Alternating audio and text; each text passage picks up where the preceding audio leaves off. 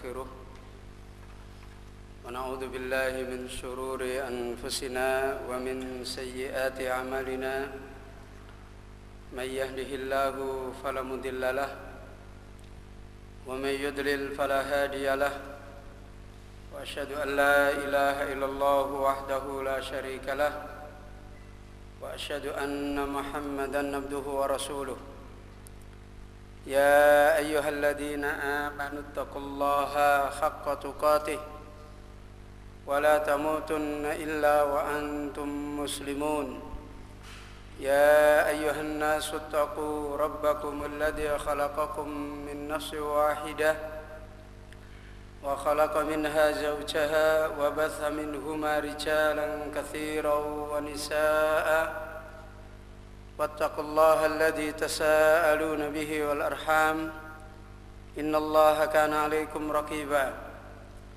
يا أيها الذين آمنوا اتقوا الله وقولوا قولا سديدا يصلح لكم أعمالكم ويغفر لكم ذنوبكم ومن يطع الله ورسوله فقد فاز فوزا عظيما أما بعد فإن أحسن الكلام كلام الله وخير الهدى هدى النبي صلى الله عليه وآله وسلم وشر الأمور محدثاتها وكل محدثة بدعة وكل بدعة ضلالة وكل ضلالة في النار. Ikhwana akhwatiddin rahimani wa rahmakumullah.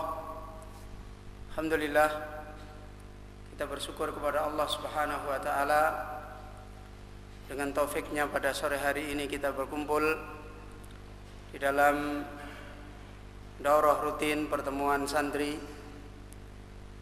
Abdurrahman, tangannya jangan diginikan.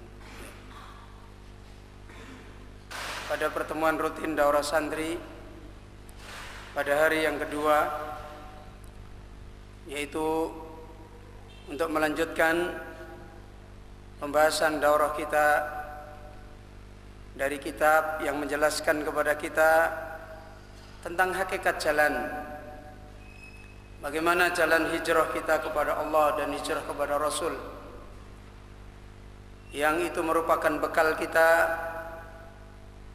untuk meraih kemenangan di sisi Allah Subhanahu wa taala dalam perjalanan kita hidup di dunia dan hubungannya dengan jalan ilmu yang akan kita senantiasa tekuni, yang kita selalu berada di dalam jalan tersebut. Kitab ini telah kita pahami sekian jauh sejak bulan Ramadan yang telah lewat sampai pada sore hari ini. Dan kita pada materi kajian kita yang terakhir, kita telah sampai pada pembahasan al-adba'ul ashqiya wal adba'us su'ada, tentang kesudahan akhir orang-orang yang menempuh jalan dalam hidup ini, yang hanya terbagi menjadi dua, sebagaimana diterangkan oleh Al-Imam Ibnul Qayyim, yaitu al-adba'ul ashqiya, orang-orang yang tidak ada satupun manusia di dunia yang terlepas dari urusan ikut mengikut. Tidak ada manusia yang dia lepas nasibnya dari mengikuti sesuatu. Maka hanya terbagi menjadi dua, yaitu al-adba'ul ashqiya, para pengikut yang sengsara, wal adba'us su'ada, dan para ikut yang berbahagia. Dan kita telah memasuki penjelasan beliau Al-Imam Ibnul Qayyim tentang al-adba'us su'ada. Siapa orang-orang yang para pengikut yang berbahagia? Yang dijelaskan oleh Ibnul Qayyim pada kajian kita yang telah lalu, bahwasanya para pengikut di dunia yang berbahagia adalah nau'an. Ada dua macam, dan tidak ada lagi yang selainnya. Yaitu yang pertama diterangkan oleh beliau pada kajian kita yang terakhir daurah kita, adba'un lahu hukmul istiqlal, yaitu para pengikut yang dia meraih kebahagiaan itu dengan hukum istiqlal, hukum hasil usahanya sendiri, jerih payah sendiri, satu dengan yang lain tidak bisa saling menolong. Nasib satu tidak bisa dilimpahkan pada yang lain, sehingga kembali kepada nilai kita sendiri-sendiri. Tidak ada hubungannya suami istri, istri suami, anak orang tua anak. Sekalipun hubungan itu terkait pada diri seorang Nabi Allah Azza wa Jalla. Sebagaimana pada hari Sabtu kita telah bawakan bagaimana Nabi sallallahu alaihi wasallam berkata kepada kerabatnya pada turun ayat, peringatkanlah kepada karib kerabatmu yang terdekat.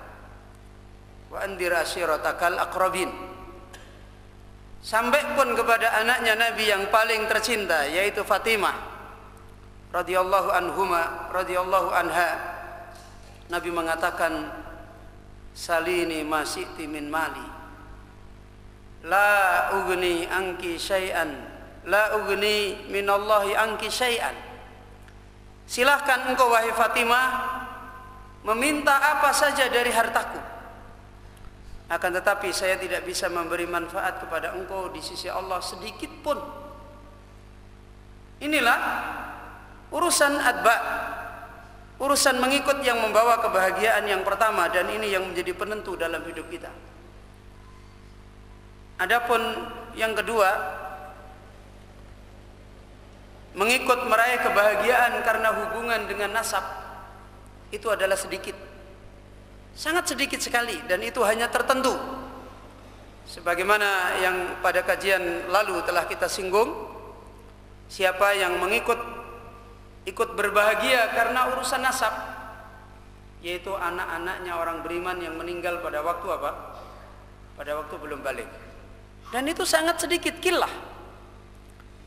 Adapun urusan manusia adalah kembali kaitannya dengan taklif, dengan beban, dengan jalan yang dia tempuh, yang tidak ada lagi hubungan nasab, tidak ada lagi hubungan yang lain yang dekat. Sebagaimana banyak sekali dicontohkan oleh Allah Azza wa Jalla, hubungan bapak dengan anak, Ibrahim alaihissalam dengan bapaknya, hubungan istri dengan suami, seperti istrinya Fir'aun dengan Fir'aun, tidak punya hubungan apa-apa di dalam masalah nasib bahagia dan sengsara, walaupun mereka suami istri. Istrinya Fir'aun adalah ada di surga, dibangunkan rumah oleh Allah Azza wa Jalla, Fir'aun di neraka. Ya. Demikian pula istrinya Nuh alaihissalam, demikian pula anaknya Nuh alaihissalam.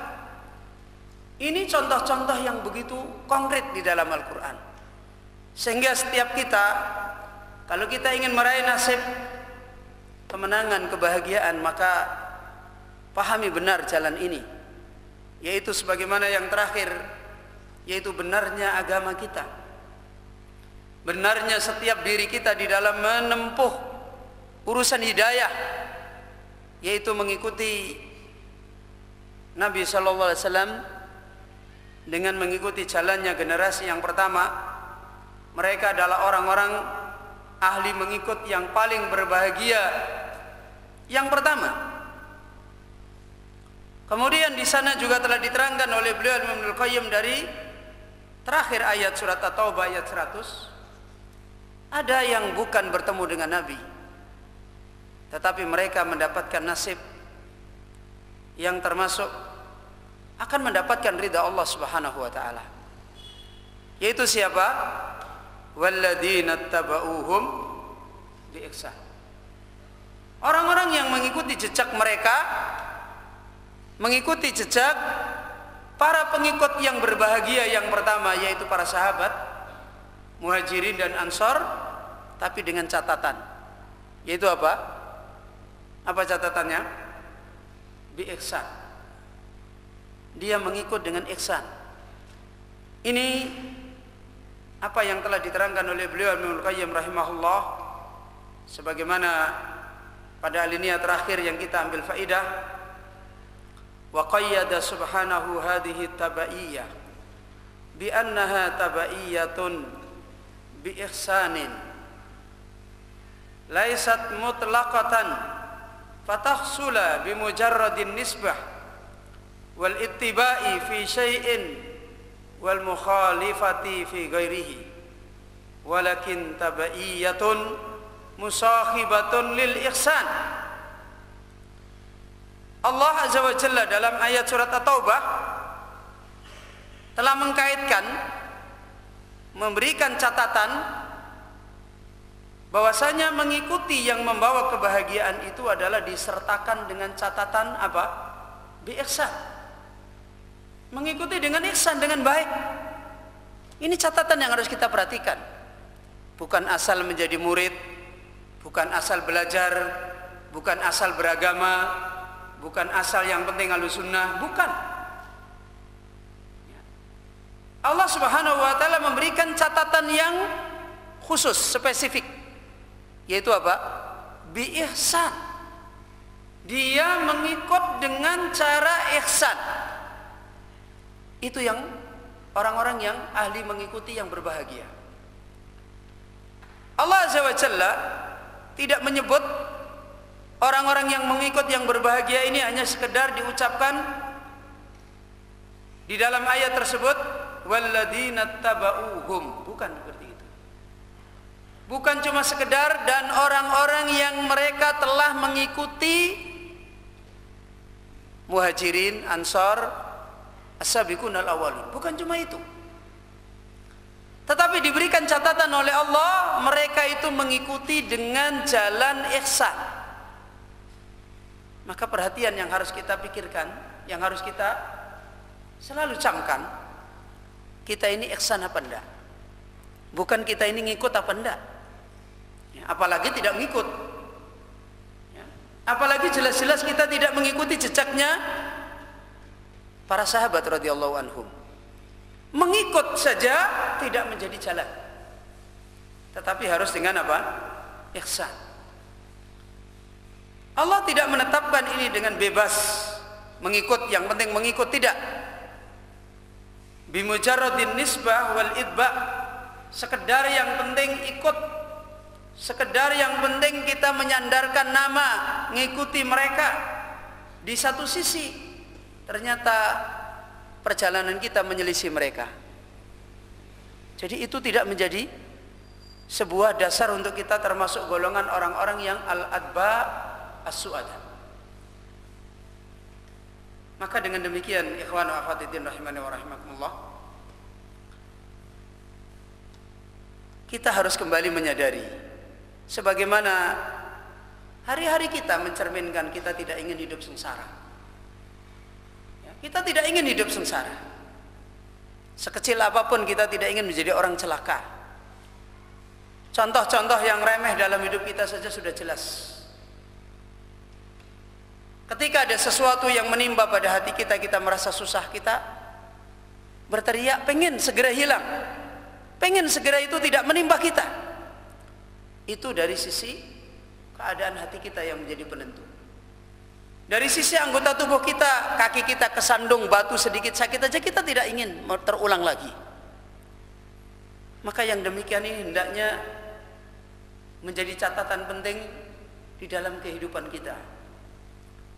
Bahwasanya orang yang tidak ingin meraih perjalanan hidup menjadi pengikut yang sengsara, tapi menjadi pengikut yang berbahagia, tentu hal-hal yang menjadikan kesengsaraan itu betul-betul dia pahami. Hal-hal yang menjadikan kebahagiaan itu betul-betul dia pahami. Dia selalu perhatian, karena ini masalah individual. Yang namanya bahagia itu tidak ada satupun orang biarlah kamu saja yang bahagia, tidak ada. Yang namanya tidak sengsara, tidak ada ya sudahlah saya yang sengsara, itu tidak ada. Celaka tidak ada orang kemudian biarlah saya yang celaka, tidak ada seperti itu. Kalau itu menjadi keadaan yang sangat pribadi, maka tentunya kita di dalam mengurus jalan juga masalah pribadi. Tidak kemudian ya sudahlah, yang menuntut ilmu biar menuntut ilmu, yang baik biar baik, yang lurus biar lurus, itu kan mereka, kita kan tidak. Urusannya bukan itu. Maka ini nasihat yang besar yang diterangkan oleh Al-Imam Ibnul Qayyim. Kemudian lebih lanjut beliau membawakan dalil dari Al-Quran tentang jalannya orang-orang yang berbahagia karena ittiba, karena mengikut yang membawa kebahagiaan ini. Dijelaskan lebih rinci oleh Ibnul Qayyim dalam sebuah dalil, yaitu dalam firman Allah Subhanahu wa taala dalam surat Al-Jumu'ah. Dalam surat Al-Jumu'ah Allah Azza wa Jalla berfirman, wa qala ta'ala huwallazi ba'atsa fil ummiyina rasulan minhum yatlu alaihim ayatihi wa yuzakkihim wa yuallimuhumul kitaba wal hikmah wa in kanu min qablu lafi dhalalin mubin wa akharina minhum lamma yalhaqu bihim wa huwal azizul hakim dzalika fadlullahi yu'tihi man yasha wallahu dzul fadlil adzim. Ibnul Qayyim kembali membawakan rincian petunjuk Allah Subhanahu wa taala tentang siapa dan bagaimana jalannya orang-orang ahli mengikut yang berbahagia. Allah berfirman, huwallazi ba'atsa fil ummiyina rasulan minhum. Dia Allah adalah zat yang telah mengutus pada orang-orang ummi, yaitu orang-orang Arab pada waktu itu. Rasulan, seorang rasul, minhum, dari kalangan mereka. Bagaimana rasul itu diutus oleh Allah? Apa yang dilakukan rasul kepada manusia yang Allah telah mengutus beliau terhadap mereka manusia, yang intinya kedatangannya rasul yang diutus oleh Allah itu untuk memisah manusia. Mana orang-orang yang berbahagia dan mana orang-orang yang sengsara. Dengan datangnya Rasul terpisahlah manusia. Dia masuk pengikut orang-orang yang berbahagia atau dia masuk pengikut orang-orang yang sengsara. Apa yang dilakukan Rasul untuk memisahkan manusia menjadi pengikut yang berbahagia dan pengikut yang sengsara? Yatlu alaihim ayatihi, di mana beliau Rasul selalu membacakan atas mereka ayat-ayat Allah. Perhatikan, ini yang dibawa Nabi, ini yang dilakukan Nabi, membacakan ayat-ayat Allah. Sudah, tidak ada lagi yang lain. Dari sini sudah menjadi jawaban pada kita dan orang-orang yang selalu kena subhat, ingin mengambil kebahagiaan dengan agama ini dan tidak mau dibacakan ayat-ayat Allah. Ini subhat, ingin meraih kebahagiaan tapi tidak mau dibacakan ayat-ayat Allah, malah senang dengan pendapat orang, senang dengan pemikiran orang. Padahal Nabi dulu cuma membacakan ayat-ayat Allah pada mereka. Kemudian setelah itu wa yuzakkihim, Nabi mentazkiyah mereka. Nabi membimbing mereka bagaimana mereka merubah, bagaimana mereka memperbaiki diri dengan ayat-ayat itu. Nabi mendidik mereka, ini yang baik, ini yang buruk, ini tinggalkan, ini jangan dikerjakan. Ini yang dilakukan Nabi. Kemudian diringkas oleh Allah Azza wa Jalla, disimpulkan kembali wa yu'allimuhumul kitaba wal hikmah. Nabi selalu mengajarkan kepada mereka kitab Allah dan hikmah, sunnah. Yang dilakukan Nabi adalah mengajar. Berarti yang dilakukan para sahabat kepada Nabi adalah apa? Belajar. Tidak ada lagi yang lain. Ini yang dilakukan Nabi, yang dengan hal ini kemudian terpisahlah manusia. Orang-orang yang sengsara dan orang-orang yang berbahagia. Jalannya cuma satu, Apa yang Nabi lakukan? Yatlu alaihim ayatihi wa yuzakkihim. Kemudian apa? Wa yu'allimuhumul kitaba wal hikmah. Kemudian Allah menyebut wa in kanu min qablu lafi dhalalin mubin.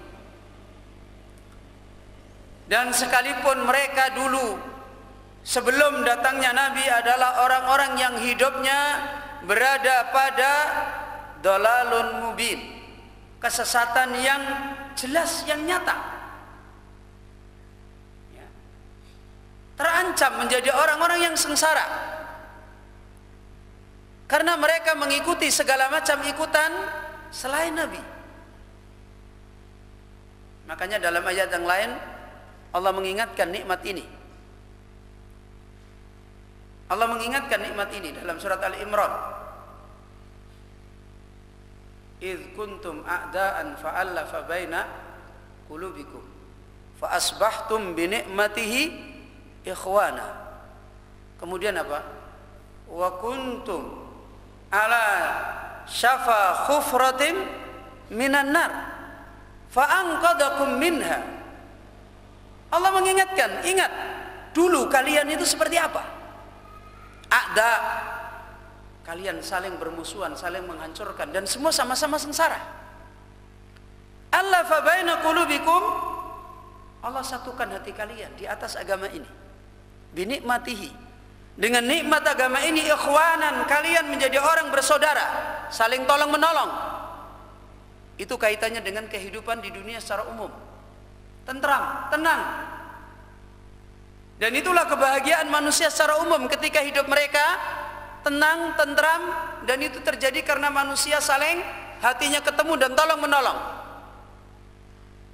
Kemudian Allah menyebutkan nikmat yang paling besar. Wa kuntum ala syafa khufratin minan nar. Dan ingat tadinya sebelum datang Rasul, kalian itu sudah berada syafa khufrah, apa?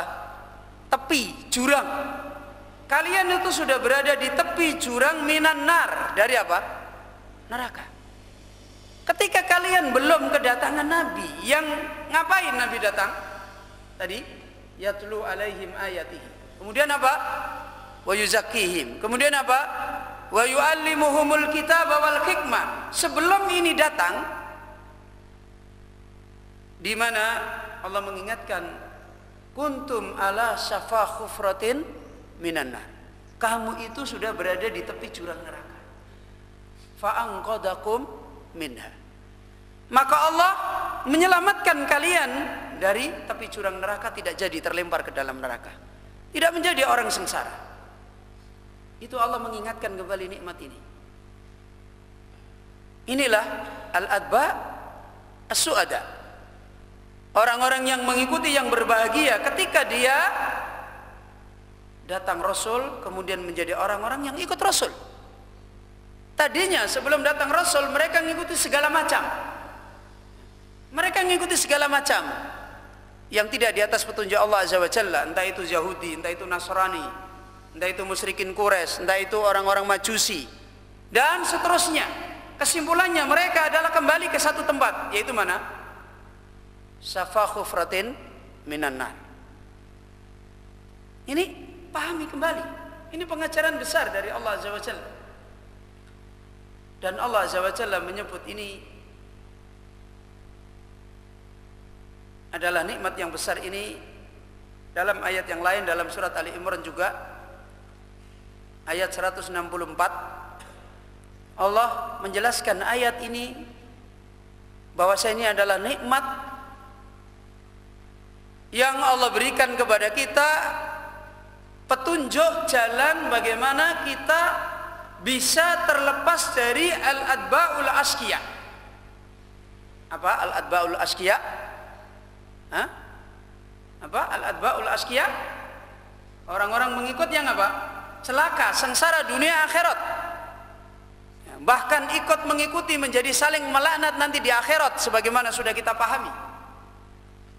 Bagaimana cara kita melepaskan, kita kembali kepada nikmat datangnya Rasul?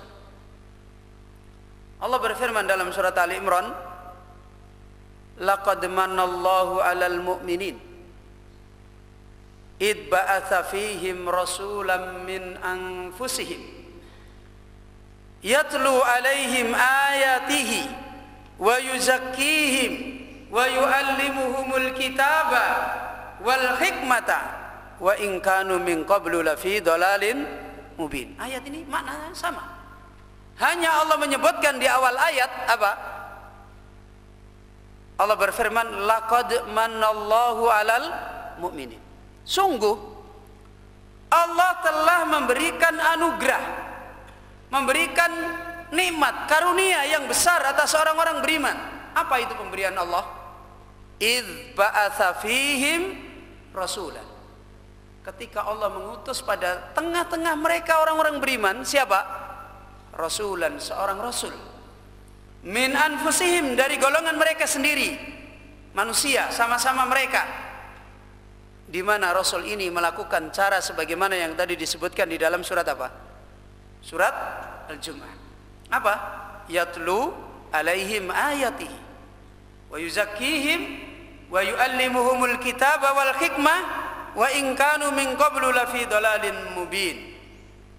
Kemudian anugerah yang Allah berikan ini dijelaskan oleh Allah bukan cuma sekedar anugerah. Anugerah ini didahului dengan doa agar menjadi orang-orang yang termasuk al-adba'ul as-suada, agar termasuk menjadi orang-orang mengikut yang apa? Berbahagia, karena sudah ada orang yang mengalami sebelumnya, sebelum Nabi kita. Ketika Allah mengabulkan pada umat Muhammad SAW diutus seorang rasul dari kalangan mereka, yang kemudian dengan rasul itu mereka termasuk al-adba'ul as-suada, orang yang mengikuti yang berbahagia. Ini didahului dengan permintaan seseorang. Siapa yang meminta kepada Allah? Seorang nabi yang juga kekasih Allah Subhanahu wa taala, yang permintaannya dikabulkan di dalam surat Ali Imran ini, yaitu siapa? Nabi Ibrahim alaihissalam. Salah satu doa Nabi Ibrahim alaihissalam, Rabbana wab'ats fihim. Ya, dalam surat apa? Dalam surat Al-Baqarah, ya. Surat Al-Baqarah. Allah menjelaskan doanya Nabi Ibrahim. Sebagaimana kita tahu bagaimana perjalanan Nabi Ibrahim yang luar biasa. Seorang diri berjuang mencari jalan kebahagiaan. Kemudian banyak diberikan kemenangan-kemenangan oleh Allah. Dianugerahkan kemuliaan yang tidak ada taranya. Semua keturunannya menjadi apa? Menjadi nabi, Abul Anbiya. Kemudian diberi kebahagiaan negeri yang diharamkan oleh Allah dengan sebab dia, yaitu mana? Makkah. Makkah diharamkan oleh Allah menjadi tanah yang dimuliakan dengan sebab siapa? Nabi Ibrahim. Sehingga sampai sekarang yang namanya Makkah itu tidak bisa dimasuki oleh orang musyrik, orang yang kufur. Ini Nabi Ibrahim. Dianugerahkan pada Nabi Ibrahim pertolongan-pertolongan Allah, diberi anak dalam keadaan yang tidak memungkinkan semua. Diberi anak berupa Ismail dalam keadaan tidak memungkinkan untuk hidup. Kenapa? Karena harus hidup di Makkah yang tandus, tidak ada kehidupan ketika masih apa? Masih bayi. Kemudian akhirnya dimuliakan oleh Allah Azza wa Jalla. Diberi anak lagi yang tidak memungkinkan. Siapa? Hah? Anaknya Ibrahim lagi yang satunya Ishak. Dalam keadaan Ibrahim sudah tua, istrinya mandul, yang seharusnya tidak mungkin mempunyai apa? Mempunyai anak. Diberi anak oleh Allah Azza wa Jalla, menurunkan para nabi-nabi Allah dari Bani Israel. Ini Nabiullah Ibrahim. Kebahagiaan yang Allah telah kabulkan banyak. Ketika meminta agar keturunannya di Mekah yang ditaruh ini dihidupkan oleh Allah, dijadikan manusia cinta kepada Mekah. Sampai sekarang manusia cinta kemana? Ke Mekah. Tidak ada hati manusia orang beriman yang tidak tertambat ke Baitul Haram, ke rumah Allah yang mulia. Apa doa Nabi Ibrahim? Rabbana wab'ats fihim rasulan minhum. Wahai Allah, utuslah pada mereka seorang rasul dari kalangan mereka, yatlu alaihim ayatika, di mana rasul itu selalu membacakan atas mereka ayat-ayat kamu, wa yu'allimuhumul kitaba wal hikmah, dan rasul itu selalu mengajarkan kitab dan apa? Hikmah, sunnah. Wa yuzakkihim, dan rasul itu selalu membimbing mereka, memperbaiki akhlak mereka. Innaka antal azizul hakim, sesungguhnya engkau adalah zat yang maha perkasa, zat yang maha hakim, maha bijaksana. Doanya Nabi Ibrahim dikabulkan oleh Allah. Diutuslah Nabi Muhammad SAW. Kemudian setelah diutus Nabi Muhammad SAW, manusia terpecahlah menjadi orang-orang yang suada atau menjadi orang-orang yang askia. Ikhwana fiddin rahimani wa rahimakumullah. Kemudian ayat ini diterangkan oleh beliau Al-Imam Ibnul Qayyim rahimahullah berkaitan dengan siapa al-atba as-su'ada, untuk menguatkan dalil yang telah lewat dari surat At-Taubah. As-sabiqunal awwaluna minal muhajirin wal ansar walladzina tabauhum bi ihsanin radhiyallahu anhum wa radu'an. Al-Imam Ibnul Qayyim berkata setelah beliau membawakan ayat ini, fal awwaluna humul ladzina adraku Rasulullah sallallahu alaihi wasallam wa sahhabuhu, wal akharuna alladzina lam yalhaqu bihim hum kullu man ba'dahum ala minhajihim ila yaumil qiyamati, fayakunu at-ta'akhkhuru wa adamul liqaqi bihim fi zaman. Ibnu Qayyim berkata, para pengikut yang berbahagia karena hidayah adalah ada dua. Yang pertama, fal awwalun. Apa artinya al awwalun? Orang-orang yang awal, sebagaimana di dalam ayat mana? Surat At-Taubah. Apa Allah berfirman? As-sabiqunal awwalun. Ini yang pertama. Siapa mereka orang-orang yang awal yang meraih al-adba'u as-su'ada? Humul ladina adraku Rasulullah sallallahu alaihi wasallam wa sahabuhu. Mereka itulah orang-orang yang bertemu dengan Rasul. Bertemu. Mereka hidup bertemu dengan Rasul sallallahu alaihi wasallam, dan mereka telah menjadi sahabat Rasul, beriman, mengikuti Nabi. Kemudian mereka mengakhiri hidup dengan imannya dan mengikuti jalan Nabi. Ini yang pertama, yang sebagaimana telah disebutkan oleh beliau Ibnul Qayyim di dalam surat At-Taubah. Wal akharuna, yang kedua, alladzina lam yalhaqu bihim, yaitu orang-orang yang mereka tidak pernah bertemu dengan mereka para orang-orang awal. Ya, lam yalhaqu bihim, mereka adalah orang-orang yang tidak pernah apa? Bertemu dengan orang-orang yang awal. Terdapat di mana ini penjelasan? Tadi dalam surat Al-Jum'ah. Mana ayatnya? Wa akharina minhum lamma yalhaqu bihim. Ini yang kedua.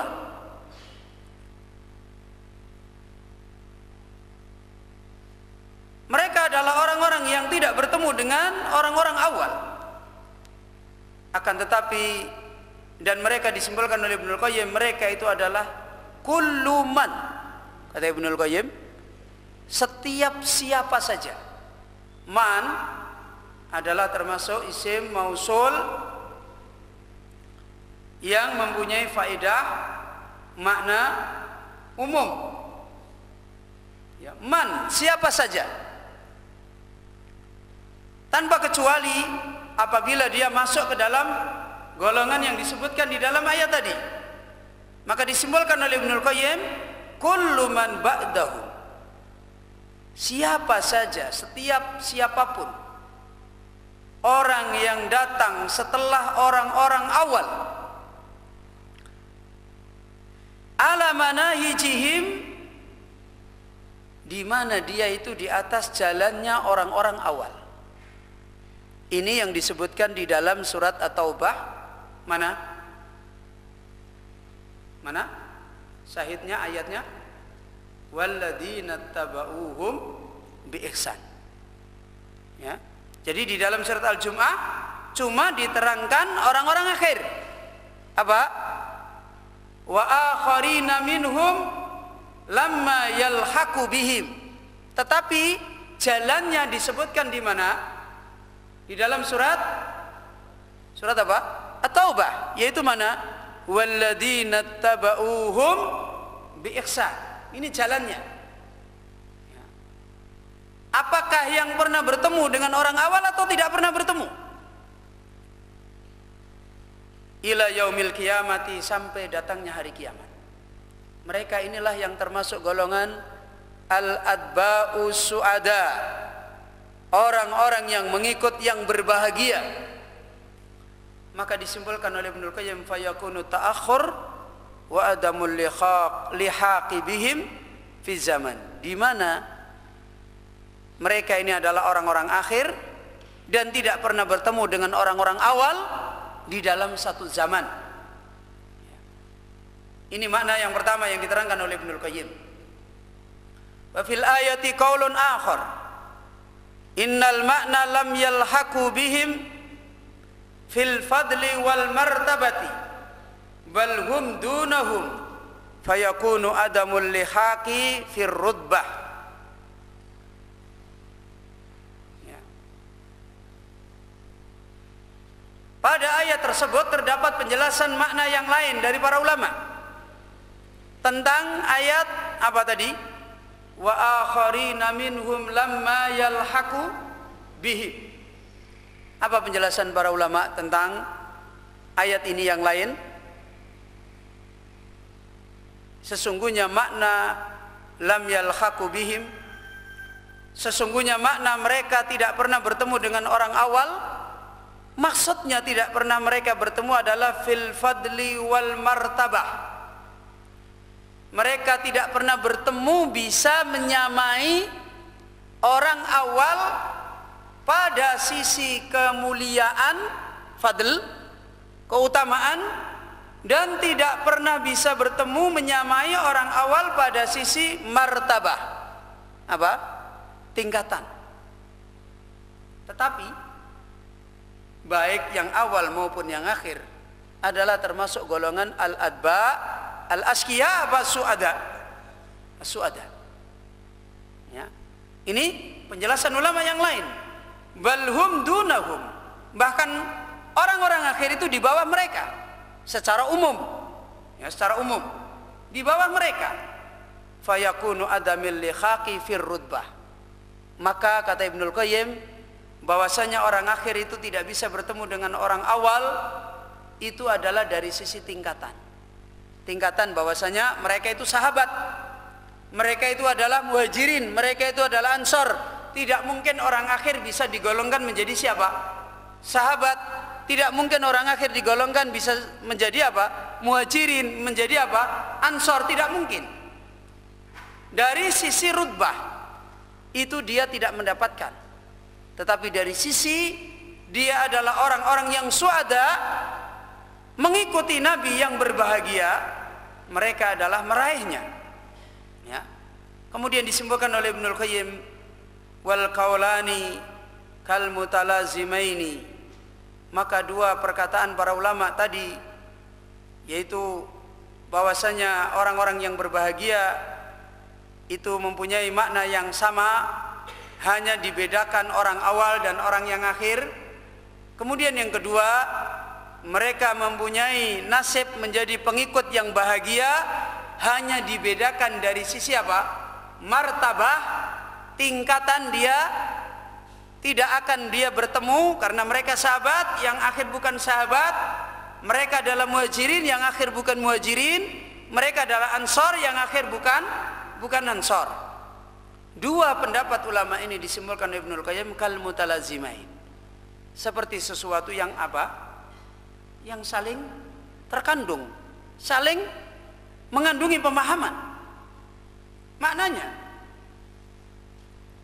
diterangkan oleh Ibnul Qayyim, fa inna man ba'dahum lam yalhaqu bihim la fil fadli wala fil zaman.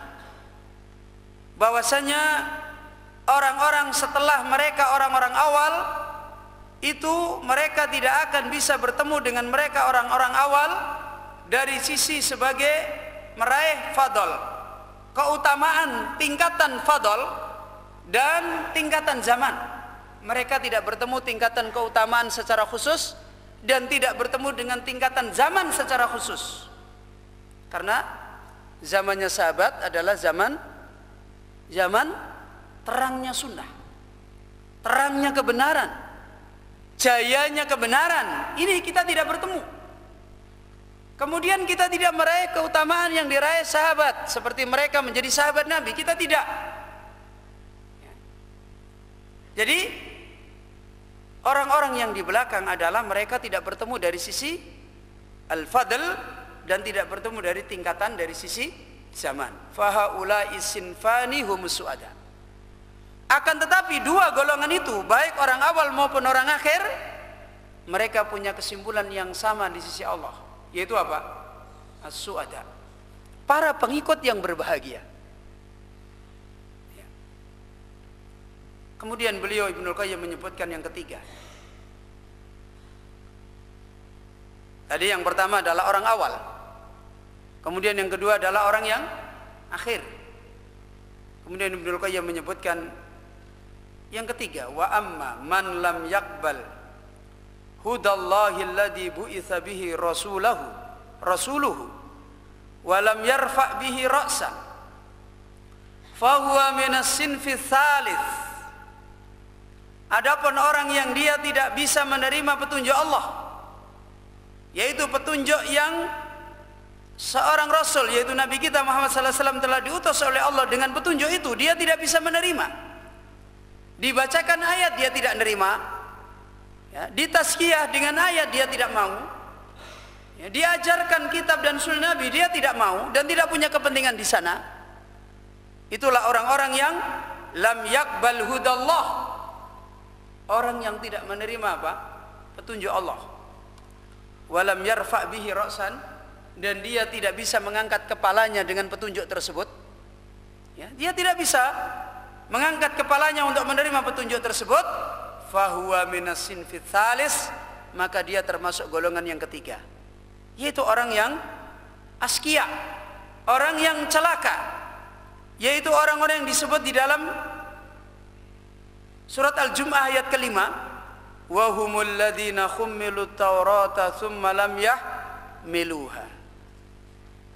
Jadi orang yang mereka telah sampai kepadanya kitab Taurat dan kitab Allah yang lain, kemudian mereka tidak mau mengembannya, tidak mau memikulnya, tidak mau mengambilnya, tidak mau membawanya, maka dia termasuk orang-orang yang celaka. Ini penjelasan dari dalil tentang masalah ittiba, manhaj di dalam kita mengikut, sebagaimana beliau Ibnul Qayyim membawakan dalil dari sunnah Nabi untuk menjelaskan persoalan ini kembali. Beliau Ibnul Qayyim mengatakan, waqad dzakara Nabi sallallahu alaihi wasallam aqsamal khalaiqi bin nisbati ila da'watihi wa ma ba'atha Allahu bihi minal huda fi qaulihi sallallahu alaihi wasallam. Dan sungguh Nabi sallallahu alaihi wasallam telah menyebutkan beberapa pembagian makhluk, bagaimana makhluk itu terpecah, terbagi sehubungan dengan dakwahnya Nabi, sehubungan dengan datangnya Nabi yang membacakan ayat Allah, mentazkiyah, membimbing akhlak manusia, mengajarkan kitab dan sunnah. Sehubungan dengan ini, Nabi sallallahu alaihi wasallam menyebutkan manusia itu terbagi menjadi sekian kelompok. Dan sehubungan dengan ajaran yang Allah telah mengutus Nabi dengan ajaran itu dari petunjuk, sebagaimana di dalam sabda Nabi sallallahu alaihi wasallam, apa kata Nabi? Masaluma ba'athani Allahu bihi minal huda wal ilmi kama sali ghaisin asaba ardon fakanat minha ta'ifatun tayyibatun qabilatil ma'a fa'ambatatil kala'a wal ushbal kathira wa kana minha ajadibu amsakatil ma'a fasaqan nasu wa zara'u wa asaba ta'ifatan ukhra innama hiya qi'anun la tumsiku ma'an wa la tunbitu kala'an. Nabi sallallahu alaihi wasallam bersabda, perumpamaan ajaran petunjuk yang Allah telah mengutus padaku dengan ajaran itu dari berupa petunjuk dan berupa ilmu. Perumpamaannya, bagaimana manusia terbagi dengan dakwanya Nabi ini. Pertama, kama sali ghaisin asaba ardon, sebagaimana perumpamaan hujan. Ghais itu secara bahasa adalah hujan yang khusus, yaitu hujan yang turun pada awal musim penghujan. Itu ghais. Apa bedanya hujan yang awal pada turun musim penghujan dengan hujan-hujan selanjutnya? Hujan ini beda dengan hujan-hujan yang berikutnya. Karena hujan ini kalau begitu turun, tanah-tanah yang gembur yang tadinya terbelah jadi apa? Jadi rapat. Biji-biji kering yang tadinya berada di tanah langsung apa? Tumbuh. Ini hujan pada awal ini. Dan hujan ini biasanya tidak membuat kerusakan. Malah ditunggu makhluk semua. Manusia menunggu, binatang menunggu, tanaman menunggu, tanah menunggu. Betul-betul ditunggu. Dan hujan ini tidak langsung banyak, tidak jadi banjir. Tidak ada hujan pertama musim penghujan itu membuat banjir, itu tidak ada. Ghaif. Ya. Jadi betul-betul bagaimana petunjuk ini benar-benar membawa kebaikan mutlak. Maka diumpamakan oleh Nabi, apa yang Nabi bawa berupa petunjuk itu seperti ghaif yang Allah turunkan pada bumi. Kemudian Nabi menjelaskan, terbagilah bumi itu 3 keadaan. Seperti ini pula tadi yang disebutkan oleh Ibnul Qayyim, para pengikut manusia, orang-orang yang mengikuti adalah terbagi menjadi keadaan sebagaimana tadi. Pengikut yang berbahagia ada berapa tadi? Ada 2. Yang paling sempurna adalah al-awwal. Kemudian yang kedua adalah yang mengikuti jejak yang awal, yang tidak sebagaimana sesempurna yang awal, tapi dia termasuk yang apa? Yang berbahagia. Kemudian yang ketiga adalah pengikut yang gagal. Ya, pengikut yang gagal, tidak punya nasib apa-apa, tidak masuk yang pertama, tidak masuk yang terakhir, yaitu tidak dapat nasib apa-apa dari yatlu alaihim ayatihi, tidak dapat nasib apa dari apa-apa, dari apa? Yuzakihim, tidak dapat nasib apa-apa dari wa yu'allimuhumul kitaba wal hikmah. Itu al-asqiya. Dan Allah mengumpamakan orang-orang asqiya ini yang sudah kita sebutkan dulu dengan 2 perumpamaan. Satu perumpamaan seperti khimar yahmilu asfara. Seperti apa? Seperti keledai yang membawa buku petunjuk yang besar, dibawa kemana-mana dan dia tidak dapat apa-apa dari buku itu. Ya, karena dia tidak pelajari, dia tidak renungi, dia tidak pahami, dia tidak mengerti. Yang kedua seperti apa? Allah umpamakan kamatsalil kalbi in tatrukhu yalhas, seperti perumpamaan apa? Anjing yang kalau kamu biarkan dia menjulurkan lidahnya. Itu orang-orang yang ikuti hawa nafsu. Sudah belajar Quran, belajar sunnah, belajar ini, tapi tetap tidak berubah. Cara hidupnya juga mengikuti hawa nafsunya. Makannya, minumnya, tidurnya, belajarnya, semua tidak mengikuti petunjuk kitab dan sunnah. Ibadahnya, jalannya, enggak. Sama. Ini adalah orang yang tidak punya nasib dari yatlu alaihim ayatihi wa yuzakkihim wa yuallimuhumul kitaba wal hikmah. Ini tidak punya nasib. Sama, Nabi juga menyebutkan dalam sunnahnya ini. Pertama, fakanat minha ta'ifatun tayyibatun. Di antara bumi yang hujan itu datang pada dia, ada bumi yang sekelompok bumi yang tayyibah, bumi yang baik. Nah, bumi yang baik yaitu tanah yang gembur, yang meresap, dan biasanya ketika belum turun hujan tanah ini apa? Pada retak-retak, kemudian berhamburan. Seperti itu kan? Ini tanah ini thayyibah. Bagaimana sifat tanah ini? Qabilatil ma. Tanah ini adalah tanah siap menerima air, menunggu air. Ya. Tanah yang dia qabilatil ma. Begitu air hujan turun, apa?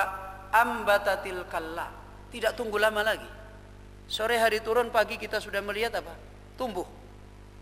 Ya, rumput-rumput yang kering tumbuh. Yang tadinya kering kerontang kita lihat merah, tidak ada kehidupan, paginya sudah tumbuh hijau. Kemudian wal usbal kasir, dan tanaman-tanaman yang banyak tumbuh. Ini sifat bumi. Ada bumi yang seperti itu. Ini yang pertama. Inilah ibarat yang dicontohkan di dalam ayat as-sabiqunal awwalun. Sehingga mereka terus didoakan oleh manusia sepanjang zaman. Karena mereka telah memberi kebaikan kepada manusia sepanjang zaman. Ya kan? Mereka telah memahami agama ini dengan baik. Mereka telah mengamalkan agama ini dengan baik. Mereka telah memperjuangkan agama ini dengan apa? Dengan baik. Sehingga sampai hari ini kita ini bisa beragama, wasilahnya lewat mereka enggak? Lewat mereka. Lewat mereka.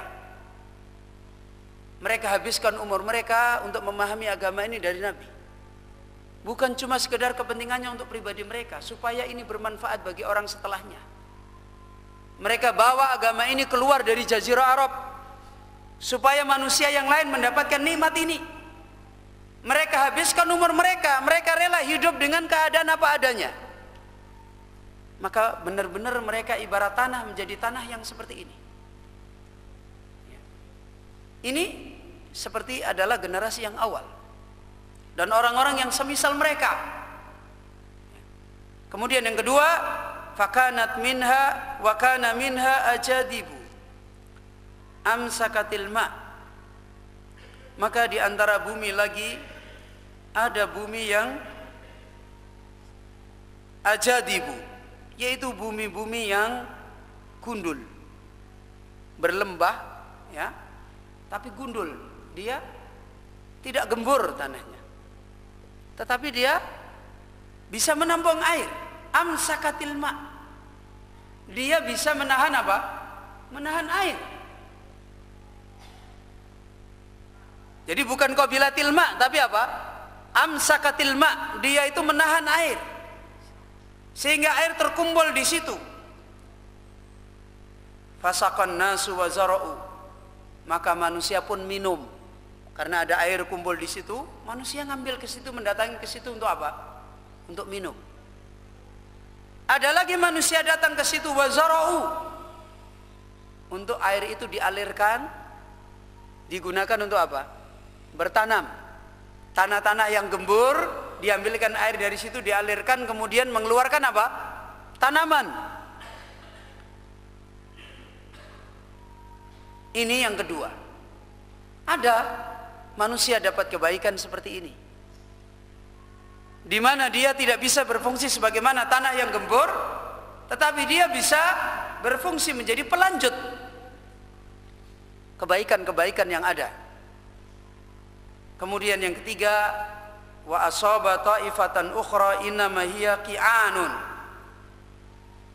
Dan hujan itu menimpa kembali yang ketiga tanah yang lain.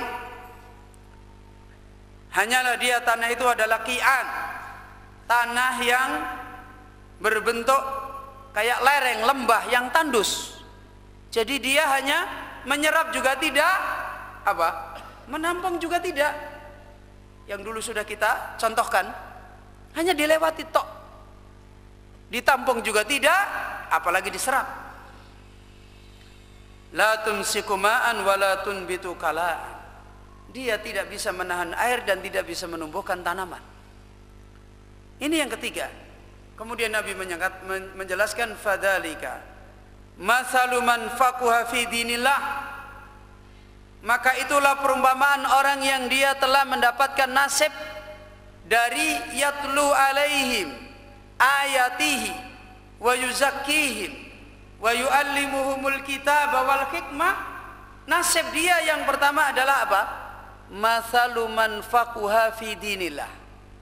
Perumpamaan orang yang dia telah faquha, memahami, ya, mengerti terhadap agama Allah yang dibawa oleh siapa? Oleh Nabi. Dia pelajari, tidak mungkin orang mengerti tanpa belajar. Wa innamal ilmu bita'allum. Hanyalah ilmu itu diraih dengan cara apa? Belajar. Tidak ada ilmu diraih dengan tidak belajar. Kalau kita tahu bagaimana dulu para sahabat belajar kepada Nabi, luar biasa. Sampai mereka giliran. Karena ada kesibukan-kesibukan urusan dunianya yang tidak bisa ditinggal sama sekali.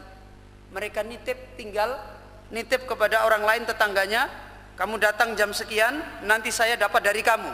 Besok saya datang di luar yang kamu tidak bisa, nanti besok kamu dapat dari saya. Itu dulu sahabat. Karena mereka harus ada kebutuhan yang lain, sampai seperti itu. Kalau mereka tidak punya kebutuhan yang lain, mereka berlomba berdesak di majelisnya Nabi. Ini mereka para sahabat, ya. Ibarat mereka adalah tanah yang qabilatil ma', tanah yang menyerap apa? Menyerap air. Itulah orang-orang yang memahami agama Allah Subhanahu wa taala. Wa nafa'ahu ma ba'athani Allahu bihi. Dan yang kedua, perumpamaan orang yang Allah telah memberikan manfaat pada dia terhadap ajaran yang Allah telah mengutus saya Nabi dengan ajaran itu, memberi manfaat lewatan, yaitu tadi apa? Bumi yang ketiga. Makanya para sahabat, diterangkan Imam Bukhari dalam Sahih Bukhari, ada ahlul fahm, ada ahlul khifat. Ada ahlul fahm, ada ahlul khifat. Apa ahlul fahm? Ahli di dalam dia apa? Memahami agama Allah, hatinya dilapangkan oleh Allah, mempunyai keluasan ahlul fahm. Di antaranya siapa? Abu Bakar Siddiq radhiyallahu anhu, Umar, Utsman, Ali ibnu Mas'ud, ya, Hudzaifah ibnul Yaman, Mu'ad bin Jabal, ya, Mus'ab bin Umair, betul, yang diutus Nabi dakwah ke Madinah. Ini adalah orang-orang yang diberikan oleh Allah ahlul fahm. Ada orang-orang yang dikhususkan ahlul hifz. Ahli apa? Ahli menghafal, bahkan didoakan Nabi. Yang kemarin sudah dijelaskan oleh Ustaz Z. Bahkan didoakan Nabi. Setiap yang didengar dari Nabi tidak lupa. Siapa dia? Abu Hurairah diantaranya. Itu ahlul hifz. Ya. Ahlul hifz. Orang yang dengan wasilah beliau terpelihara agama ini bermanfaat bagi manusia. Kemudian wa mathalu man lam yarfa bidzalika ra'san. Dan perumpamaan orang yang orang yang dia tidak bisa mengangkat dengan petunjuknya Nabi pada kepala mereka. Mereka adalah orang yang diam, tidak bisa apa-apa. Paham juga tidak, ya. Kemudian hafal juga tidak. Paham juga tidak, hafal juga tidak. Tidak ada nasib apa-apa dari yang dibawa oleh Nabi. Nabi bacakan ayat, hilang. Hilang dari sisi hafalan, juga hilang dari sisi apa? Pemahaman. Enggak dapat apa-apa. Faham juga tidak, hafal juga tidak. Walam yaqbal hudallahi alladzi ursiltu bihi. Dan dia tidak menerima petunjuk yang aku diutus kepadanya. Kemudian dalam hadis ini Ibnul Qayyim menjelaskan, fasyabbahal sallallahu alaihi wasallam al-ilma alladhi ja'a bihi bil ghaiz. Maka di dalam hadis ini Rasulullah sallallahu alaihi wasallam menyerupakan ilmu. Berarti yang dibawa oleh Nabi itu apa? Ilmu. Yang dibawa oleh Nabi adalah al-ilmu, yang secara umum ilmu ini terkandung di dalam dua jalan, yaitu tadi di dalam ayat yang sudah kita baca, surat Al-Jum'ah, kemudian surat Al-Baqarah, kemudian surat Ali Imran. Ilmu ini terkandung pada dua keadaan, dan ini kebutuhan manusia untuk menjadi al-adba as-su'ada. Mana yang pertama? Ilmu yang pertama mana? Yatlu alaihim ayatihi. Ini adalah ilmu yang pertama yang disebutkan oleh beliau Syekh Sa'di rahimahullahu taala di dalam tafsir beliau, al-qati'atul mujibatul imana wal yakin. Ilmu yang akan membawa kepastian tentang keharusan iman dan yakin yang benar, yang menghilangkan penyakit apa? Penyakit apa? Syak. Penyakit apa? Keraguan, kebimbangan, sehingga tidak punya keyakinan yang benar di dalam hidup. Ini ilmu yang pertama, ilmu tentang pemahaman. Kemudian yang kedua adalah ilmu yang disebutkan di dalam ayat wa yuzakkihim. Apa? Yuzakkihim diterangkan oleh beliau Syekh Sa'di, yufassilu lahum al-akhlaqal fadilah, di mana Nabi menjelaskan kepada mereka tentang akhlak, amal yang mulia, al-akhlaqal fadilah, wa yakhussuhum 'alaiha, dan Nabi mendorong mereka untuk mengikuti akhlak yang utama. Wa yujazziruhum 'anil akhlaqir radilah, dan Nabi mengingatkan kepada mereka tentang akhlak yang buruk. Ini hakikat ilmu. Ilmu yang pertama untuk menghilangkan penyakit syak. Ilmu yang kedua untuk menghilangkan penyakit apa? Penyakit apa? Ditunjukkan akhlak yang benar, perilaku yang benar, akhlak yang rusak diperingatkan supaya dijauhi, untuk menyembuhkan apa? Penyakit hawa nafsu. Penyakit syak dihilangkan dengan ilmu iman yang yakin. Tabiat perangai yang mengikuti hawa nafsu dihilangkan dengan tazkiyah. Karena itulah para sahabat mengatakan, kunna nata'allamul iman, kami dulu belajar tentang iman, dan juga kami kunna nata'allamul iman summa nata'allamul Qur'an, kami dulu belajar tentang iman, kemudian kami belajar Al-Quran. Dalam penjelasan yang lain, kunna nata'allamul ilma wal amala ma'an, kita dulu belajar pada Nabi tentang dua hal, yaitu apa? Tentang ilmu dan tentang amal. Jadi kita dulu belajar kepada Nabi tentang ilmu dan tentang amal. Bagaimana ilmu yang membenarkan pemahaman kita, bagaimana ilmu yang membenarkan apa? Amal kita. Maka benar pemikirannya, benar keyakinannya, benar apa? Amalnya. Makanya disebutkan di dalam ayat tadi, yatlu alaihim ayatihi wa yuzakkihim. Pertama membacakan ayat, kemudian yang kedua apa? Wa yuzakkihim. Jadi jangan dipahami bahwasanya ilmu itu cuma membenarkan ini salah, ini benar, ini salah, ini benar, tidak. Maka di sana yang dibawa oleh Nabi termasuk adalah ilmu tentang amal, ilmu tentang akhlak. Ini yang disebutkan di dalam ayat tersebut oleh Ibnul Qayyim, kaitannya juga dengan hadis Nabi, di mana Nabi menyerupakan apa yang dibawa itu diserupakan dengan ghaiz. Apa tadi ghaiz? Hujan. Dan itu perumpamaan ilmu. Makanya semuanya yang dibawa oleh Nabi hakikatnya adalah apa? Ilmu. Ya. Yang dibawa oleh Nabi hakikatnya adalah semuanya adalah ilmu. Sehingga ulama kita mengatakan inna hadzal ilmu huwa din. Sesungguhnya ilmu ini adalah apa? Agama. Hanya saja orang sekarang sudah salah paham memahami ilmu. Ilmu di pemahaman orang-orang sekarang itu dipahami adalah sekedar untuk mengetahui mana benar mana salah. Sudah selesai. Ya. Dia tidak tahu bahwasanya ilmu adalah termasuk di dalamnya ilmu supaya kita meninggalkan amalan yang buruk dan kita mengganti dengan amalan yang apa? Yang baik. Makanya ada ulama menulis kitab Husnus Samti al-Ilmul Mafqud. Bagusnya amal akhlak adalah ilmu yang hilang. Sekarang itu diantara ilmu yang hilang adalah ilmu tentang ini. Banyak orang tahu ini sesat, ini tidak sesat, ini bid'ah, ini sunnah, ini kelompok menyimpang, ini kelompok yang benar. Tapi begitu melihat jalan hidupnya, amalnya, perjalanannya, perjuangannya, ibadahnya, morak-marik, hancur. Ya.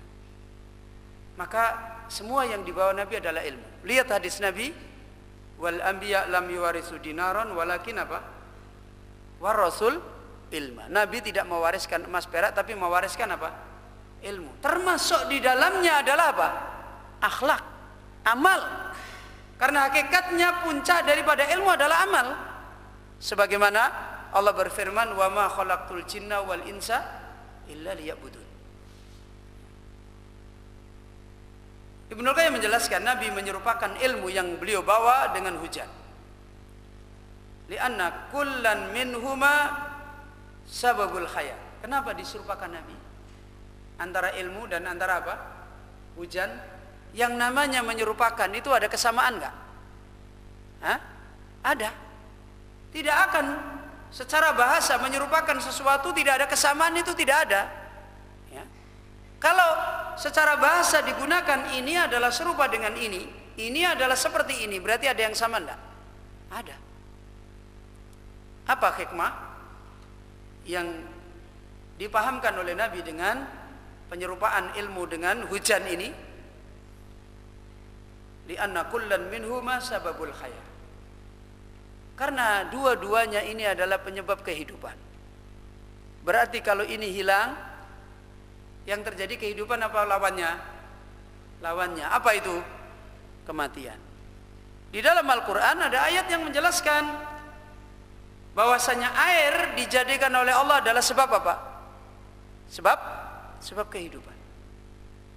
Itu air. Kemudian juga ilmu ini dijadikan oleh Allah juga kehidupan. Di dalam ayat, afaman kana maitan fa ahyainahu. Apakah kalau ada orang yang tadinya mati kemudian kami hidupkan? Dengan apa yang dihidupkan oleh Allah? Dengan ilmu yang dibawa Rasul. Berarti hidup. Berarti kalau dia tidak punya nasib apa-apa dari ilmu, maka yang terjadi hidup apa mati? Mati. Sama ketika kita hidup, tubuh kita tidak dapat nasib air, ya lambat laun kita akan mati. Menunjukkan ini, memahamkan kepada kita mati hidupnya kita. Kita ini termasuk orang mati atau orang hidup? Yang tadi disebutkan al-asqiya atau as-su'ada, celaka apakah bahagia, itu ditentukan dengan adanya sumber kehidupan. Benarnya kita meraih ini betul. Makanya ada sesuatu yang kita raih tidak benar, ya hakikatnya menipu kita.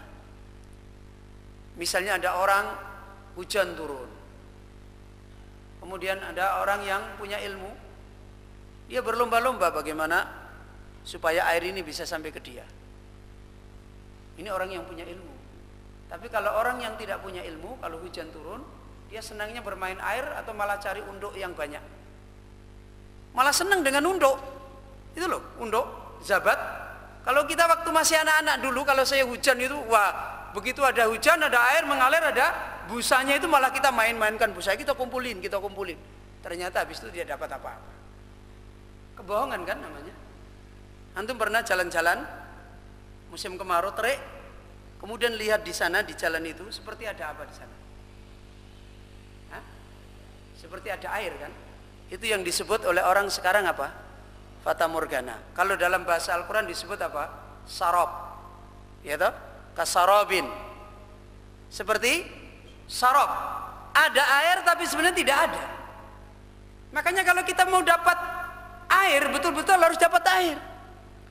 Kita mau dapat ilmu, dapat apa yang Nabi bawa harus betul-betul dapat. Bukan cuma sekedar numpang, nggak bisa. Sebagaimana kemarin sudah dijelaskan, Nabi SAW betapa dekatnya dengan Fatimah radhiyallahu anha. Tapi kalau Fatimah radhiyallahu anha tidak dapat nasib apa-apa dari Nabi, dia tidak menjadi orang mulia. Coba lihat kenapa Fatimah radhiyallahu anha menjadi orang mulia, menjadi wanita terbaik di dunia. Dari beberapa wanita yang dipilih oleh Allah terbaik di dunia. Ya, lihat ilmunya Fatimah, lihat akhlaknya Fatimah. Bagaimana Fatimah radhiyallahu anha sampai tidak bisa dibedakan akhlaknya Fatimah dengan akhlaknya Rasulullah SAW. Sampai gak bisa dibedakan. Hal-hal sampai jalannya Nabi saja persis. Fatimah itu kalau berjalan persis seperti Nabi. Bagaimana ketika Fatimah menyongsong Nabi, persis ketika Nabi menyongsong Fatimah. Itu persis, tidak ada bedanya. Bagaimana Fatimah ketika datang kepada Nabi mengeluh, tangannya bengkak-bengkak karena banyaknya pekerjaan yang dilakukan di rumahnya, maka Nabi SAW memberikan nasihat untuk diterima dengan sabar. Kemudian Fatimah pun menerima dengan sabar. Fatimah adalah wanita yang tidak pernah satu kali pun melihat laki-laki lain. Itu Fatimah, tidak pernah dia melihat laki-laki lain sama sekali kecuali suaminya. Maka pantas dia mendapatkan nilai yang tinggi.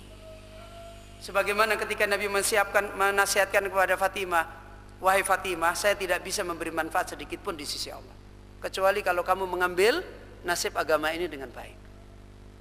Makanya begitu Rasulullah SAW wafat, Fatimah sedih. Ya, sedih. Begitu diberitahu Nabi bahwasanya tidak lama lagi dia wafat, dia tersenyum.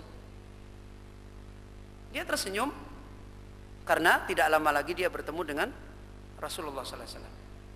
Ini orang-orang yang memang meraih nasib al-adba as-su'ada. Bukan karena Fatimah itu anaknya Nabi kemudian menjadi mulia dengan Nabi, tidak. Tapi karena agamanya. Karena agamanya. Salah satu contoh, istrinya Fir'aun. Apa kemuliaan istrinya Fir'aun? Di antaranya diterangkan para ulama, karena hatinya selalu menyongsong generasi Islam. Dibuktikan ketika kedatangan seorang bayi, padahal di saat itu penguasa Fir'aun menerapkan kalau ada bayi laki-laki diapakan? Dibunuh. Ini malah datang ke situ bayi laki-laki. Walaupun bukan anaknya sendiri. Kemudian dia hatinya menerima, cenderung kepada dia. Ulama menjelaskan di antara kecenderungan dia menjadi mulia karena dia senang dengan anak, generasi. Itu di antaranya.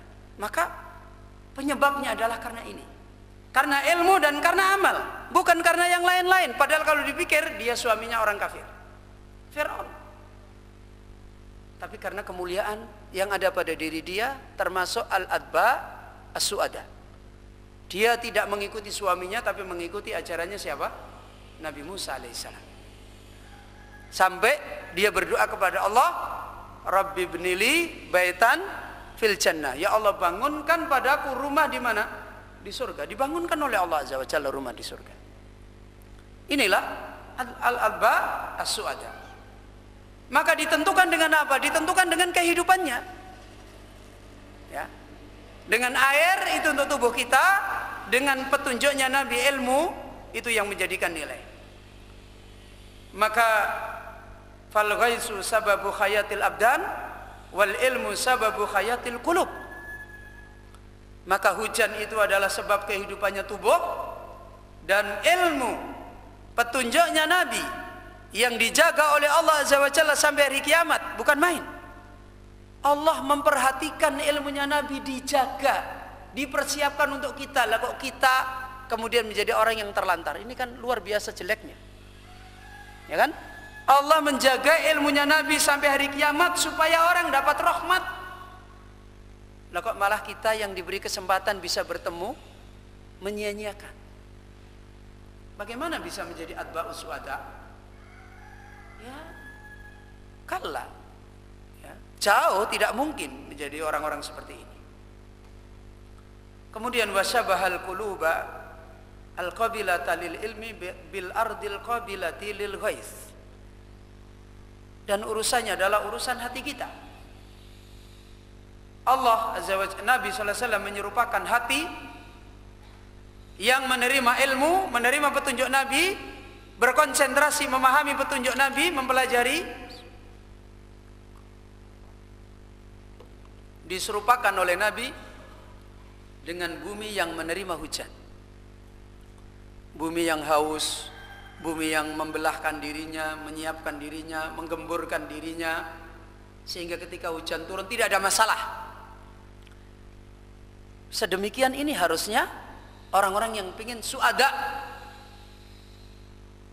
Urusan petunjuk itu tidak ada masalah. Sekarang tadi kita contohkan, Nabi mengumpamakan ilmu ini, diumpamakan apa itu? Air kan? Sekarang kita tanya, kalau hujan air yang turun pada bumi yang gembur, yang turun pada bumi yang apa? Berlembah, mencekung, yang turun pada bumi yang datar kemudian keras, airnya sama enggak? Loh, enggak, hakikat airnya sama enggak? Sama kan? Tapi nasibnya mereka bagaimana? Beda apa sama? Tergantung kepada apa? Tanah itu menyiapkan diri jadi tanah apa? Kan begitu. Kalau dia menyiapkan diri jadi tanah yang qabilatil ma', menggemburkan diri, menyerapkan diri, pokoknya begitu hujan turun dia langsung siap, tidak ada masalah. Sama hati manusia. Urusan ilmu itu tidak ada masalah. Ilmu dijaga oleh Allah. Ya kan? Ilmu ini hidayah. Siapapun orang akan bisa menerimanya tanpa kecuali. Jadi kalau ada orang belajar ilmu ini kok sulit, ya enggak, salah itu. Salah. Kalau sebenarnya kita tidak menilai ilmu itu sulit. Yang kita nilai sulit itu siapa?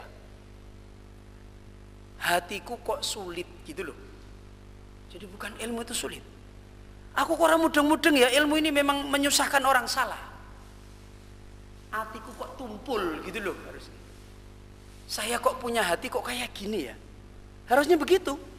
Karena hakikat ilmu ini nggak ada masalah. Ya. Ilmu ini disiapkan oleh Allah, siap dipahami oleh hati, siap. Tidak ada ilmu yang sulit. Kalau orang itu hatinya adalah hati yang pantas untuk bersarang padanya apa? Ilmu. Makanya ketika ulama-ulama merasakan susah di dalam belajar, nyalahkan ilmu apa nyalahkan dirinya? Nyalahkan dirinya. Buktinya apa? Dia minta pada Allah. Jadi bukan nyalahin ilmunya, ya, bukan nyalahin jalan ilmu. Jalan ilmu itu jelas, tapi dia minta pada Allah. Contohnya Syekhul Islam Ibnu Taimiyah, ketika dia tidak paham-paham, apa yang dilakukan? Ya? Allahumma fahimni kama fahamta Sulaiman. Ya Allah, fahamkan aku sebagaimana engkau telah memahamkan Sulaiman. Imam Syafi'i ketika mengalami sulit, apa yang dilakukan? Nyalain ilmu? Atau nyalain dirinya sendiri? Nyalain dirinya sendiri, tahu jalan. Apa yang dilakukan Imam Syafi'i? Datang ke gurunya. Syaqautu ila waqi'in ala su'i khifdi. Aku mengadu kepada guruku Waqi' atas jeleknya pemahamanku, hafalanku. Fa arsyadani, maka guruku memberi petunjuk kepadaku apa? Tarkil ma'asi. Kamu jangan banyak maksiat. Ya kan begitu? Berarti ini urusannya yang dibenahi hati kita atau ilmu? Ilmu nggak ada masalah. Kalau ilmu ini kita ambil dan pengambilan kita ini dengan hati yang betul, pasti akan dipahamkan oleh Allah. Ya, pasti akan dipahamkan oleh Allah. Persoalannya adalah kembali kepada qalb. Selama ini kan kalau kita sulit belajar, yang kita persoalkan adalah apa? Ilmu dan jalan ilmunya. Oh, gurune ora pinter nerangke kok. Gurune ora simpati karo aku, macam-macam. Enggak. Persoalannya bukan itu, persoalannya kita ini kok tidak dapat nasib, wong gurune ya padha kok. Ya kan? Sama kan? Satu halaqah, satu kelas, gurunya ya satu itu. Nah kok yang ini paham, yang ini, dia itu cerdas. Oh iya, pertanyaannya kenapa dia dicerdaskan oleh Allah? Kenapa kita tidak dicerdaskan oleh Allah? Lu itu bawaan, belum tentu cerdas itu karena bawaan. Belum tentu. Dibantah oleh Allah Azza wa Jalla. Para sahabat dulu adalah kebanyakan orang-orang cerdas atau orang-orang yang tidak cerdas?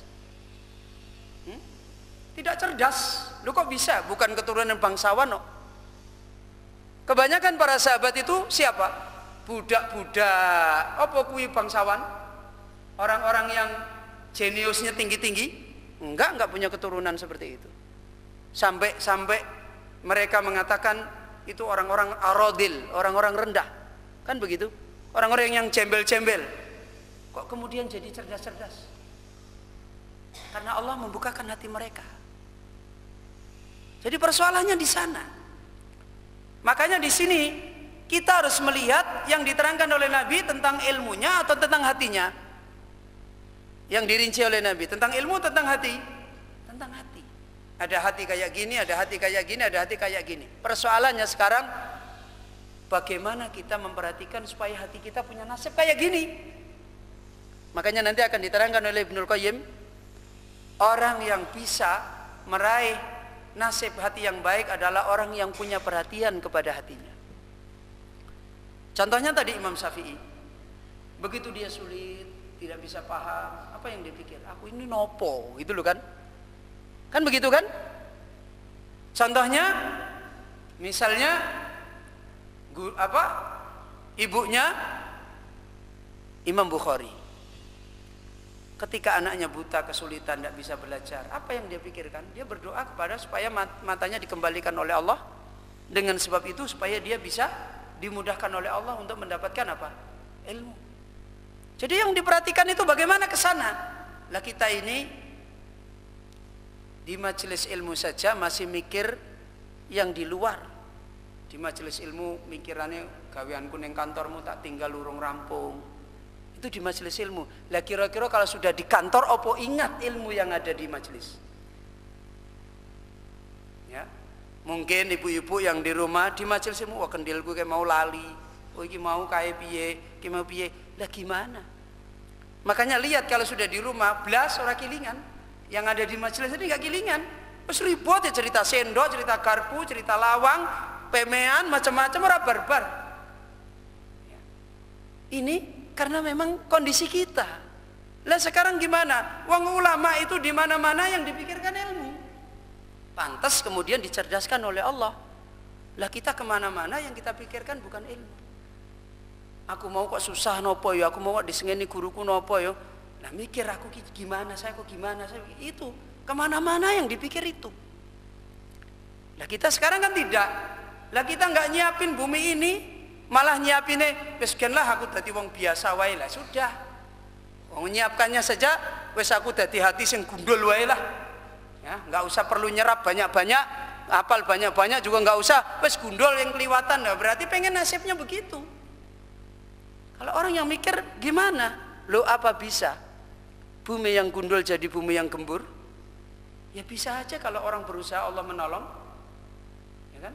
Tidak kurang-kurang jalan. Kok gundul piye carane? Digolek ke apa, dipopok apa, golek ke sing bosok-bosok templek ke kono. Kan begitu. Carikan yang busuk-busuk, sampah-sampah. Nah gitu disai sampah ra gelem. Padahal bumi yang gundul tadi keras, ditaruhin sampah nggak apa-apa. Nanti ini humus kok. Kalau jadi humus kan tanahnya jadi gembur, jadi bagus. Nah, antum dikai sampah, dinasehati, dikerasi, ini nggak mau, ya gundul terus. Kan begitu jadinya. Ya ulama-ulama dulu kan begitu. Ini ada murid kok bebel. Maka ulama punya perhatian khusus sama dia. Dinasehati, disuruh ibadah, disuruh ini, disuruh ini, disuruh ini. Kan begitu. Biasa kan ulama begitu melakukan kepada muridnya. Ketika muridnya ini kok susah, diingatkan gini, kamu gini aja, kamu gini aja. Akhirnya dimudahkan oleh Allah. Nah kita ini sudah tahu keturunannya keturunan bumi gundul, diusahakan bagaimana gembur nggak mau, malah nolak. Wis ben lah aku yang penting pokoknya ada di majelis. Ada di majelis itu tidak menentukan. Lawang Fatimah keturunannya Nabi aja tidak menentukan, cuma duduk di majelis. Nggak menentukan. Ya kemarin dari kita terangkan kan, apa? Dulu orang-orang yang mengambil warisan Nabi ini dimarahi ustadznya, diusir dari majelisnya. Ya, bagaimana dia? Masih datang ke situ enggak? Datang. Walaupun dia datang ke situ dengan keadaan tidak melanggar apa? Perintah gurunya. Memang dia tidak datang di majelis, tapi datang di mana? Di balik dinding. Yang diterangkan, didengarkan semua, waktunya pulang-pulang. Dia tidak sakit hati. Nah, kita tidak sakit hati. Sekarang kita setoran disuruh mundur aja udah sakit hati. Tadi wajahnya sumringah, begitu disuruh mundur, wajahnya sudah membelalak, kayaknya mau menerkam gurunya. Saya sudah persiapan, masih disuruh mundur, seperti mau menerkam. Nah gimana? Karena dulu ulama itu bukan ngajarin ilmu tok, ya menyiapkan kita untuk menerima ilmu. Kadang-kadang kita malah ngeyel, mundur dulu. Enggak Ustadz, ini aku mau supaya aku bisa ini. Lo mundur dulu. Enggak, aku udah persiapan ini. Enggak percaya toh? Akhirnya suruh maju, ya wes waca. Mana persiapanmu? Ini, lo kok banyak? Aku sudah merojaah ini banyak. Ternyata baru 2 kata, akhirnya nggak bisa. Makanya ini kembali ke hati kita. Ilmu itu perkara yang jelas. Jalan kebenaran, kebahagiaan itu jelas. Nasib kita itu nasibnya orang gembel, atau nasibnya orang mulia, atau orang gembel yang mau memperbaiki diri, ya, atau yang mau membiarkan diri. Makanya Nabi mengingatkan di sini, menyerupakan hati dengan bagaimana sikap kita mendapatkan petunjuk. Berarti yang bermasalahkan adalah hati-hati kita, bukan yang dipermasalahkan itu adalah apa? Ilmu. Ya, malah kadang-kadang sekarang orang tidak mengerti, salah paham. Ya, gawe buku sulit-sulit, membuat kita susah, buat yang mudah-mudah supaya kita bisa. Nanti dikasih yang mudah juga nggak paham. Sama saja, memang dasarnya hatinya tidak siap untuk mau belajar. Maka diterangkan di sini, diserupakan dengan bumi yang menyerap air, sebagaimana Allah menyerupakan kama sabaha subhanahul quluba bil audiyah, sebagaimana Allah menyerupakan juga hati itu dengan lembah. Anzalat minas sama'i ma'an fasalat audiyatun biqadariha. Allah berfirman, Dia Allah telah menurunkan dari langit berupa air, maka air itu, maka lembah-lembah telah mengalirkan air itu sesuai dengan kadarnya. Wa kama annal ardina salasatun bin nisbati ila qabulil ghaithi. Sebagaimana juga bumi itu ada 3 keadaan sehubungan dengan menerimanya hujan. Demikian pula hati manusia. Tinggal kita sekarang melihat diri kita, hati kita. Kita lihat hati kita ini hati yang mana? Ya. Ihdaha, salah satunya adalah ardun zakiyatun qabilatun lisyurbi wan nabat. Pertama adalah hati yang zakiyah, hati yang bersih dan menumbuhkan. Jadi hati itu kalau bersih akan menumbuhkan. Ya. Dan ini lihat tanah. Coba lihat tanah. Tanah kalau dia murni, tidak ada apalagi yang lain selain dari dia, bersih, menumbuhkan enggak? Menumbuhkan. Tapi kalau tanah di situ isinya ada plastik, nengisor, botol, watu, kerikil, kumpul semua di situ. Ya. Kemudian campur lagi semen, belum lagi kesoan minyak tanah, kesoan bensin, macam-macam, bisa menumbuhkan? Enggak. Ini loh hati. Makanya tadi Imam Syafi'i disuruh oleh gurunya apa? Tarkul ma'asi. Menunjukkan apa? Kecerdasan itu bisa berubah enggak? Bisa berubah.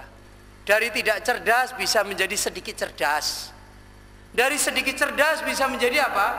Banyak cerdas. Dari banyak cerdas bisa menjadi apa? Betul-betul cerdas dan menjadi orang yang cerdas bisa. Lu aku wis tuwa, apa ya iso cerdas? Jarine nek wis tuwa otake tumpul. Itu kan teorinya manusia. Imam Nawawi belajar umur berapa? 25 tahun baru belajar. Umur 35-an sudah jadi ulama. Sudah jadi ulama besar. Ada banyak ulama yang sudah tua-tua jadi ulama. Ibnu Abi Dunya dalam riwayat kalau tidak salah, beliau dulunya adalah orang yang berbuat banyak dosa. Ya. Banyak berbuat dosa. Banyak berbuat maksiat. Kemudian tobat kepada Allah Azza wa Jalla, kemudian menuntut ilmu, belajar, akhirnya jadi ulama. Karena hakikatnya cerdas tidak cerdas, faham tidak faham adalah dari mana? Dari Allah Subhanahu wa taala. Jadi beda sekali. Beda kita dididik untuk menjadi orang-orang yang berbahagia dengan ilmu ini dengan orang-orang ahli dunia. Ya, beda jauh. Karena ilmu din ini adalah berkait dengan kebahagiaan. Sementara ilmu dunia tidak ada kaitannya dengan apa? Dengan kebahagiaan, nggak ada kaitannya. Maka ini yang pertama. Bumi yang zakiyah, yang bersih, yang menumbuhkan. Hati yang bersih, insya Allah dia akan menumbuhkan. Zaka itu bisa bersih, bisa juga menumbuhkan. Ya. Qabilatun lisurbi wan nabat. Salah satu ciri bumi yang bersih itu, bumi yang menumbuhkan, itu menerima air. Salah satu ciri hati yang akan tumbuh, hati yang akan menumbuhkan, itu menerima apa? Menerima ilmu. Kalau hati kita dikasih ilmu kok tidak bisa terima, itu tanda-tanda hati yang tidak zakiyah, tidak qabilatil ma. Maka didandani hati itu, diperbaiki. Minta tolong kepada Allah, bertanya kepada orang-orang yang telah ditolong oleh Allah, bagaimana hati kita bisa zakiyah, qabilatil ma, qabilatil ilm. Ini diupayakan. Kemudian faida asabahal ghaitsu irtawat minhu thumma anbatat min kulli zawjin bahijin. Apabila hujan telah mengenai bumi yang ini, maka bumi ini telah irtawat, meminumnya, wasabu'a, dan mengenyangi dirinya, diserap semua, diminum. Dari air tersebut summa anbatat, setelah itu dia menumbuhkan, diminum, diserap, ditampung, kemudian ditumbuhkan, diolah. Min kulli zawjin bahij, dari berbagai macam tanaman yang bermacam-macam, menumbuhkan banyak hal. Ini hati yang pertama. Kemudian diterangkan Ibnu Qayyim, fahada mislul qalbi zaki ad-daki. Maka ini adalah perumpamaan hati yang zaki, hati yang bersih, ad-daki yang cerdas. Fahuwa yaqbalul ilma bidakaihi, maka dia menerima ilmu dengan kecerdasannya. Wa yuthmiru fihi wujuhal hikami, dan dia membuahkan pada hati itu berbagai macam bentuk hikmah. Wa dinil haqqi, dan agama yang benar, bizakaihi, dengan bersihnya dia. Dengan bersihnya dia bisa mengolah, kemudian menumbuhkan berbagai macam tanaman bermanfaat. Fahuwa qabilun lil ilmi, maka dia selalu menerima ilmu.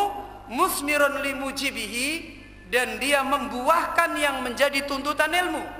Karena air itu akan punya manfaat, akan menumbuhkan yang bermanfaat.